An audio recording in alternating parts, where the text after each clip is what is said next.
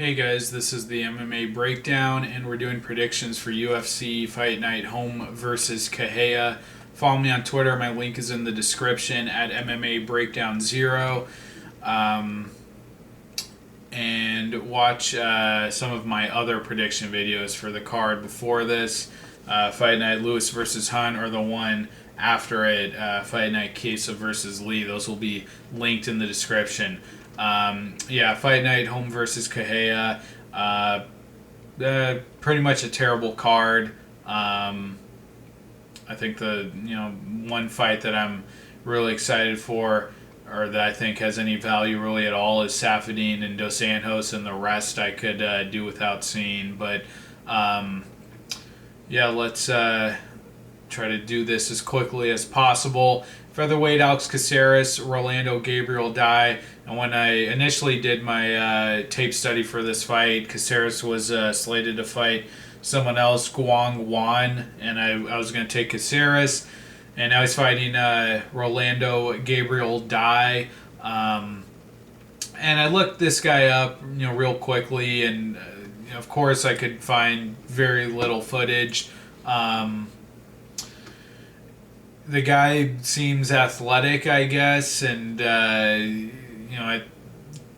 decent in the clinch. Trying to land knees and dangerous shots from the clinch position.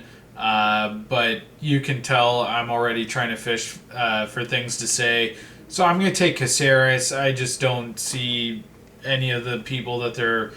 Well, what I'm getting with, what I'm sensing with a couple of these fights opening this card here, they're just throwing these native fighters on the card who have no business being in the UFC. That's typical of these overseas cards, and specifically the Asian cards. The initial Singapore card, they threw so many guys on that had no business being there. Who is that guy? I think Dave Galera, who just looked terrible. And most of these guys never fight again in the UFC, or they don't fight till they come back to the country. And that's what I'm kind of feeling with Rolando Gabriel Dye. But I'm going to go with Caceres. Dye looks like a Muay Thai fighter, and I just can't speak to the level of competition that he's facing. I don't know any of these guys, but it's not like he's just running through all of them. They're still kind of taking him down and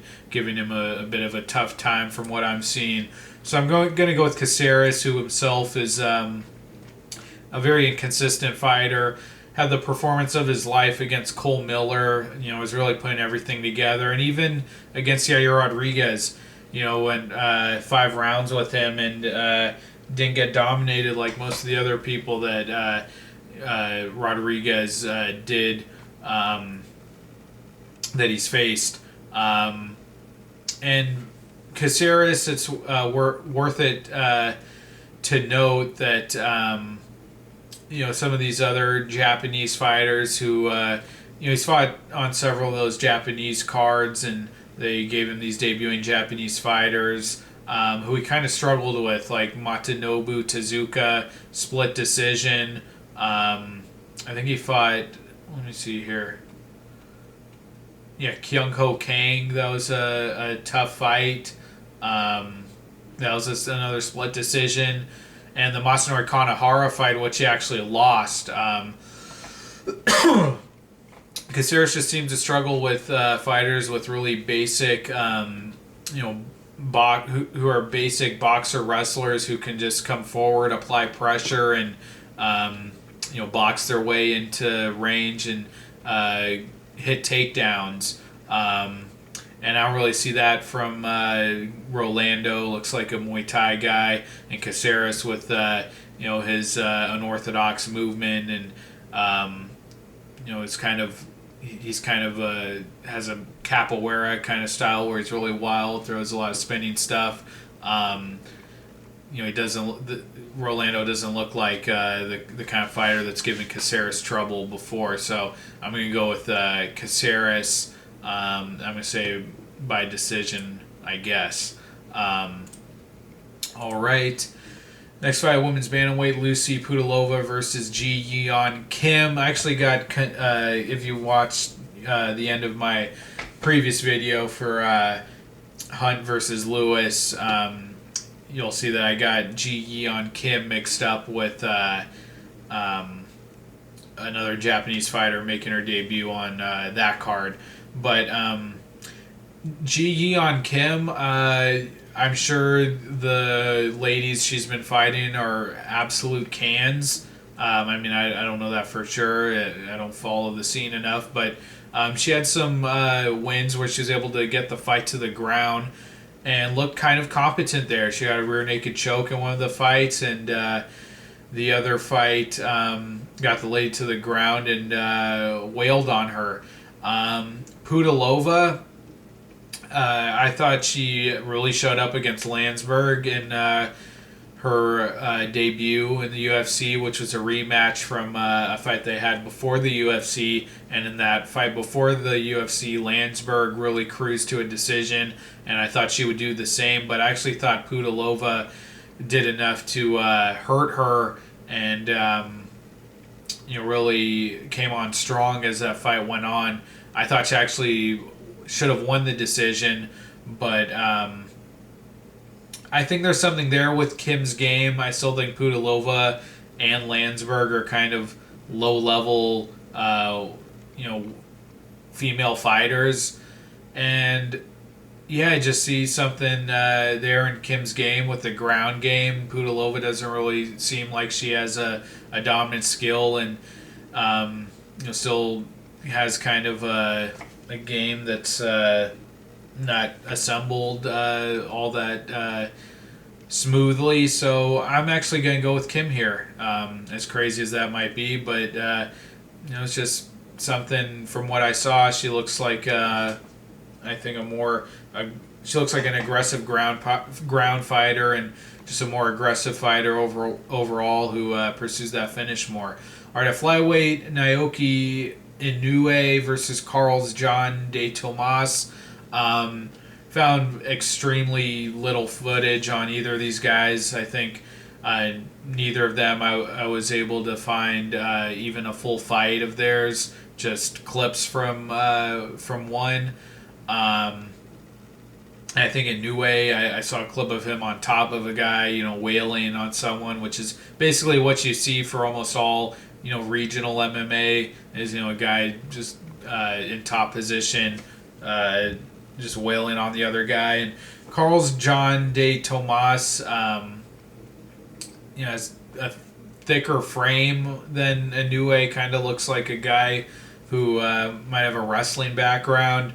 And he, in some clips I saw of him, he didn't look great. I think he was taken down as well in some fights, but it looked like the fights he won, he was able to do it because he was able to get the guy to the ground and spend more time controlling them there. So I guess I'm going to go with John de Tomas, but this is a total crapshoot, and probably neither guy even deserves to be in the UFC. And both guys, just look like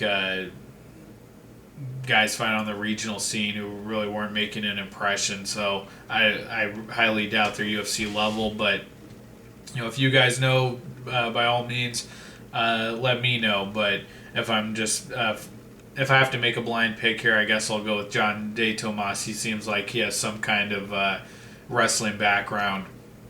All right, at bantamweight, Kwan Ho Kwak versus Russell Doane.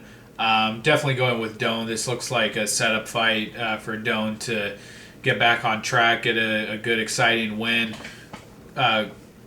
Kwak fought Brett Johns in his debut, and from what I remember, had some moments on the feet, some athletic moments, and actually I think had the advantage on the feet, but couldn't stop Johns from taking him down, and Johns was just the more physical and more capable grappler, and wasn't really close on the ground from what I remember.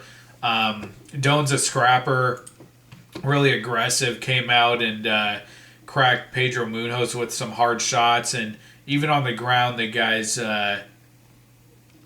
an aggressive fighter who's willing to trade submission attempts and scramble with guys. He is on a 4-fight losing streak, which I didn't realize until pulling up his record right now, which is kind of bad. But Munoz, Bektic, Alcantara, not the worst guys to lose to, and Gerard Sanders, that was a bad one. But yeah, Kwak really doesn't, from the Johns fight, doesn't seem that he's worthy of being in the UFC. Doane always comes to fight. I'm taking Doane. I'm going to take him by submission because he's much more likely to get a finish the way that he fights more than fighting to a decision.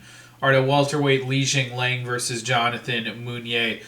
This is a fun fight, and I think this is going to be the first opponent that really has the skills to really challenge Jingliang technically and probably take him the distance. Jingliang's thing is that he's a super powerful striker, really explosive athlete, but he seems like he doesn't have the technique. He's always gets down, even in the fights that end really quickly, like against Anton Zavir. He was getting out-wrestled very obviously in the early going of that fight. Zavir took him down, was working him on the ground, and Jingliang was able to reverse and cracked him with a big shot from top position that put his lights out. And against Bobby Nash, too, I can't remember if he got taken down, but that was kind of a back and forth, a relatively competitive fight before Jingliang, I think, caught him with an uppercut or something where Nash was coming in, I think throwing his own strike, and Jingliang caught him at the same time and put him out. Really relied on his power to get these wins, and Meunier, well, he kind of got dominated and looked like a typical opponent of Colby Covington's who just gets badly out-wrestled. Against Richard Walsh, I thought he looked pretty good, was doing a great job of picking him off at range and using kicks, and I remember him landing a spinning back fist, and then had great takedown defense, was stuffing all of Walsh's takedown attempts. So I really liked Meunier, and I really think that that can give Zhilong a lot of trouble. We saw Nordin Taleb technically outstrike Jingliang. I think Meunier is going to have success doing that, and I think he probably has good enough takedown defense to stuff the takedowns of Jingliang. And also Jingliang, getting subbed by Keita Nakamura in the third round, shows that he can be beaten and he can be put away. So, I think Meunier is just a more highly skilled fighter, has a more refined striking game and just more technical. So Meunier by decision. All right, at flyweight, Justin Scoggins versus Yuta Sasaki. When I was initially analyzing this matchup, I was kind of feeling that Scoggins just is on a slide and it's kind of over with for him, and I was going to take Sasaki because Sasaki has really surprisingly come on strong against in a surprising way against Wilson Hayes. Gave Wilson Hayes a super tough time on the ground and even on the feet, and before that had a nice win over Willie Gates. So the guy's a submission threat. He's really long and tall for that division. It's just scrappy. But Scoggins is returning to flyweight after losing to Munoz in his bantamweight debut, and that's always been his home. And if you pull up Scoggins' his record, before that Munoz fight was on a 2-fight win streak, which I didn't realize. And the win over Ray Borg was just his best performance in the UFC. And Ray Borg, he's been doing great and might get the next shot against DJ. Scoggins totally dominated him in every facet on the feet, easily out-wrestled him. Borg got nothing going in that fight, and that's a really impressive performance. and it's just kind of these black cloud losses hanging over him that kind of have me feeling unenthusiastic about Scoggins. The loss, well, really only the loss to Moraga, where he was just looking great on the feet, and Moraga attempted guillotine a couple of times before finishing him with it. Scoggins should have been able to read that and do something to defend it, but in this follow-up fight with Sampo, he didn't look. He won the fight, but didn't really have a sense of urgency. So I guess I've kind of unjustifiably been kind of riding Scoggins off, but had that great win over Borg. And yeah, Sasaki should not be able to compete with Scoggins on the feet. Scoggins should be too technical, and then I think Scoggins should be able to out-wrestle Sasaki. The length might give Scoggins some problems, but Scoggins is good on the ground, went 3 rounds and almost submitted Dustin Ortiz, so he's a competent grappler. Got to go with Scoggins, the more complete, skilled fighter.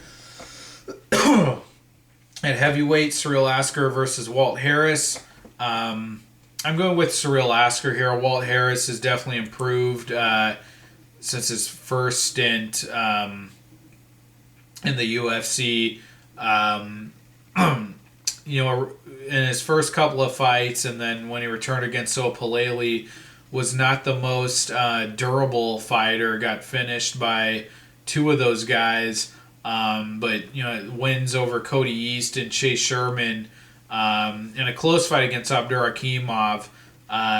He's a more dangerous fighter and seems really more comfortable, more capable of letting his hands go and using his combinations to finish guys. It seems to have a speed advantage over these other heavyweights too. But Cyril Asker just looks like one of these guys who doesn't really take any mess from anyone. It's kind of unassuming, a short, kind of overweight heavyweight. But you saw when he fought Smolyakov in his last fight, who's just a bricked up dude.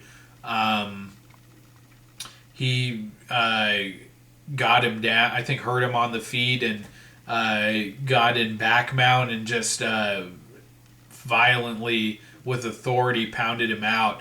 And even his fight against Cannonier, when he eventually got knocked out, I thought he was doing better than Cannonier early in that fight. I think I believe he took Cannonier down and on the feet, seemed more comfortable. So I don't know. I like Asker, and just seems to be able to pull these knockouts kind of out of his ass early in fights against fighters more athletic than him. So I'm going to take him here against Walt Harris, who has definitely looked improved, looked good, but I don't know that Cody East and Sherman are really that credible level of competition. So yeah, I think I'm going to go with Asker. All right. At lightweight, Takanori Gomi versus John Tuck.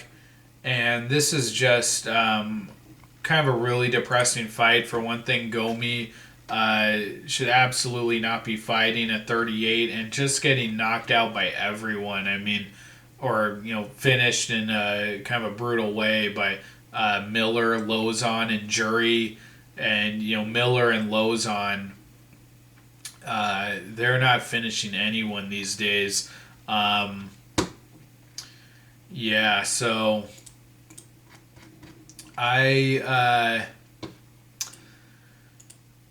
and then I'm also depressed because John Tuck, this guy should be winning more fights than he is. Took on Josh Emmett on short notice and lost a split decision. And then Damian Brown dropped the guy early, tried to pound him out, couldn't do it, and then just totally let his foot off the gas. I don't know if it's a cardio issue or the guy, I think it's just, sense of urgency issue. He just doesn't let his hands go enough after, the first round.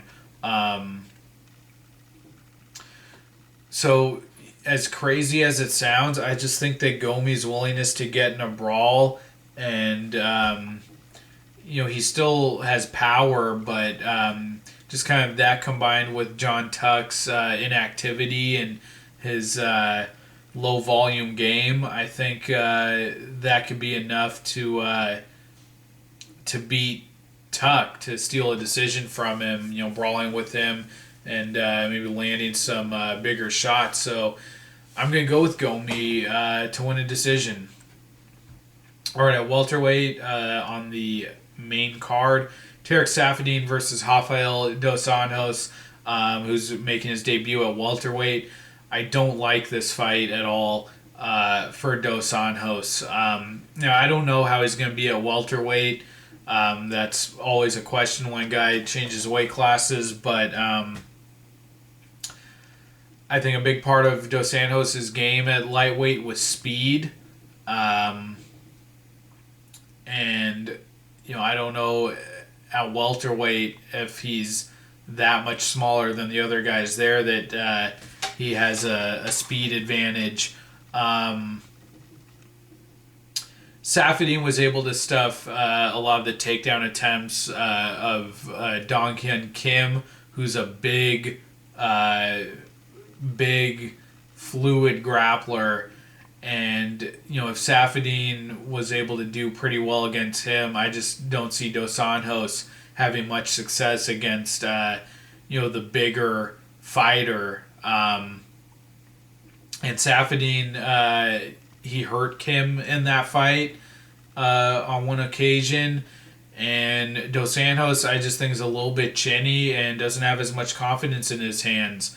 What he did to Pettis and Nate Diaz, he he did not do that against Alvarez, ended up getting knocked out, and then against Ferguson, went 5 rounds, but was not the same thing. And I just going up a weight class, fighting bigger guys, I don't think, going up a weight class, you have the advantage, I think, in striking. Like, look at Robert Whittaker. He has a speed advantage. He's a really powerful in and out striker, and that's where the advantage is. It doesn't make sense to me to go up a weight class and then look for the advantage out wrestling people. So I like Saffiedine, who's been really gun shy lately, but I just think he has the more technical range kickboxing game, and I think dos Anjos is going to struggle to close the distance, and when he does, really make anything happen. So I'm going to take Saffiedine here. I think he kind of does something like what Tony Ferguson did, stay at range and use his length, use a jab, and stuff takedown. So Saffiedine by decision. All right, at welterweight, Dong Hyun Kim versus Colby Covington. Man, this is another depressing fight because I used to love Dong Hyun Kim, used to love his grappling style, and then he did that whole crazy man bar brawling thing, and has gone back to his grappling more, but it's just not the same. Those clinics that he used to put on guys like C.R. Bahadurzada, we haven't seen that pretty much since that fight. And really, the only guy he submitted is Josh Berkman. Doesn't say that much. So if this was a prime Kim, I think that would be a big test for Covington, a guy who could really counter the wrestling with very fluid grappling.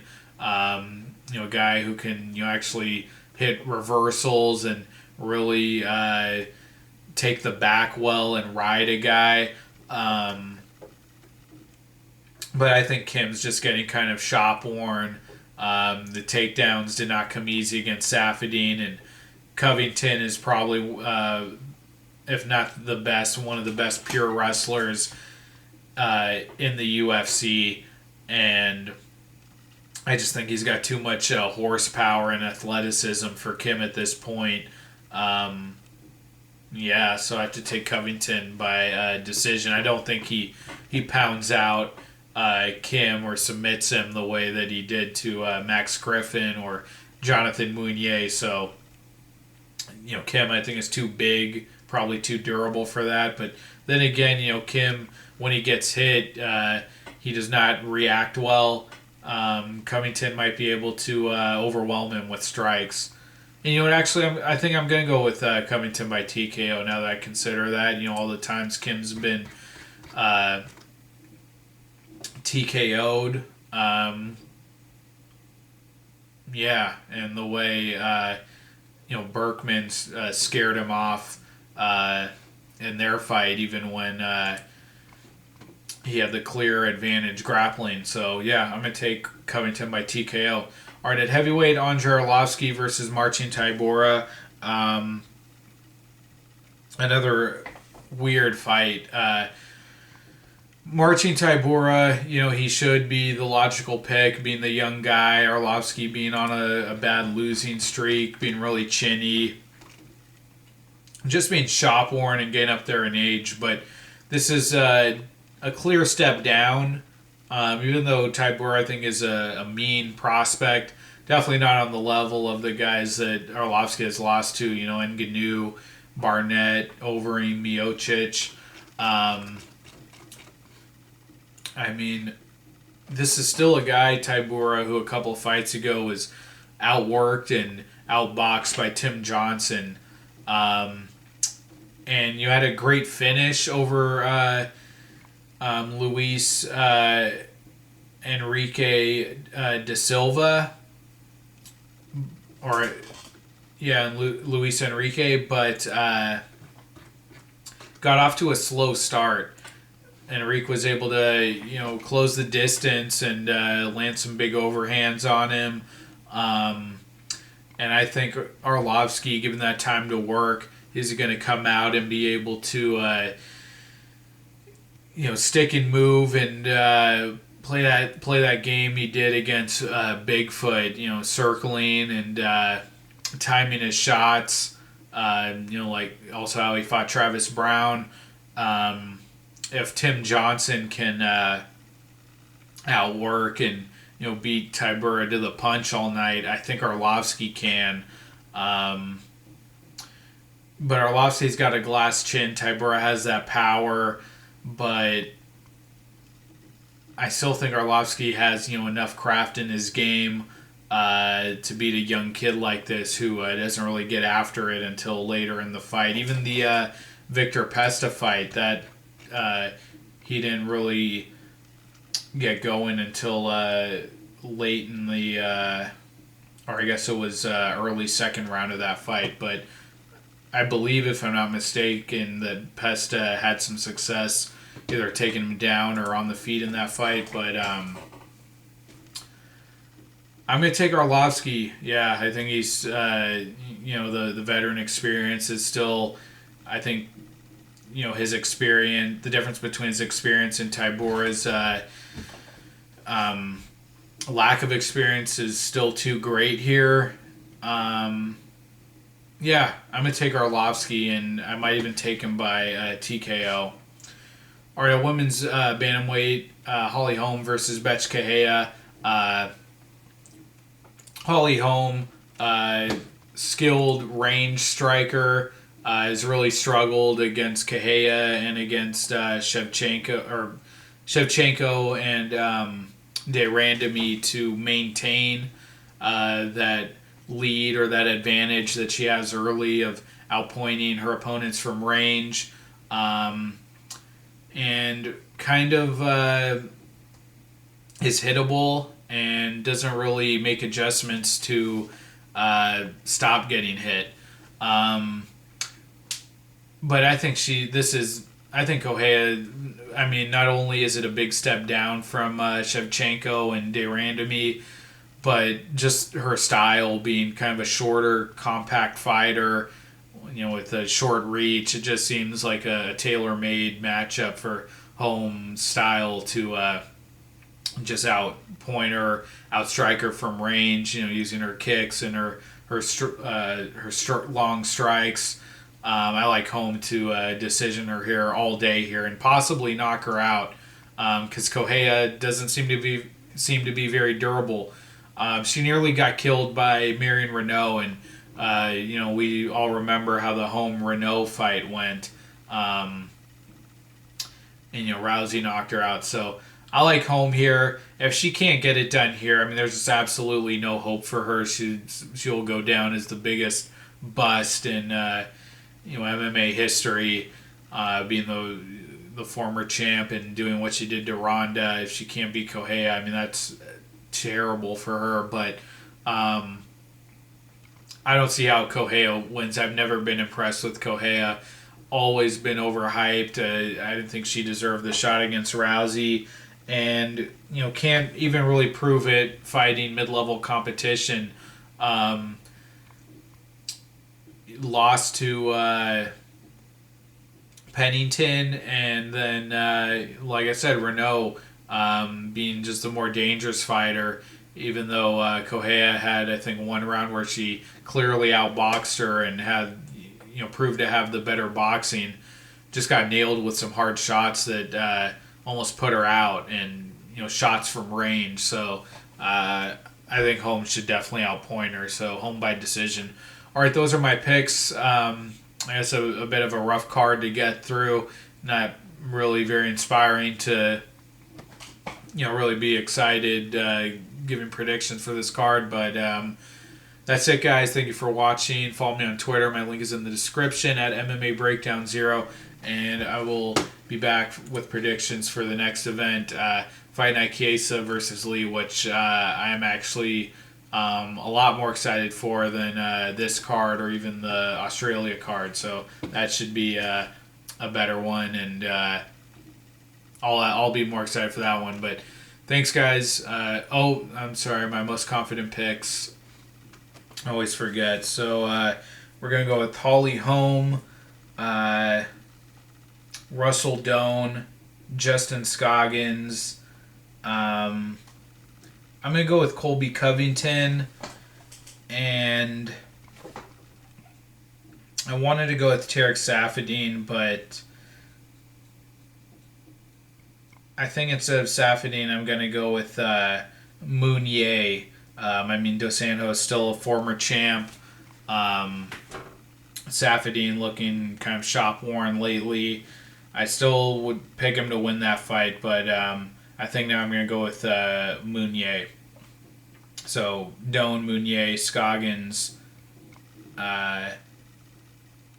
Covington, and Holm. All right, guys.